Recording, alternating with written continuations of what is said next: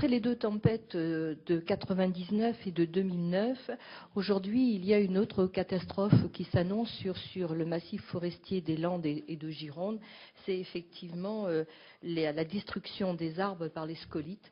Et la situation phytosanitaire est vraiment dégradée, si bien qu'on peut s'attendre logiquement à encore des milliers de tonnes de bois qui seront bientôt inutilisables.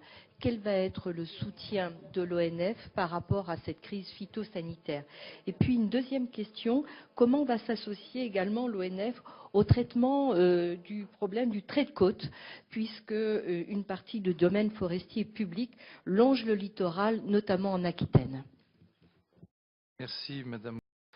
Concernant toujours Claus et les questions sanitaires, c'est une question évidemment qui concerne en premier lieu le ministère chargé des forêts. Et donc nous avons, Bruno Le Maire a fait une réponse sur cette question aux propriétaires forestiers privés et en particulier aux propriétaires du Sud-Ouest. L'État va apporter sur les fonds qu'il a mobilisés pour Claus 7 millions d'euros l'année prochaine, dès maintenant et l'année prochaine, pour lutter et broyer les parcelles qui pourraient être touchées par le scolyte, de manière à contenir la progression de la maladie.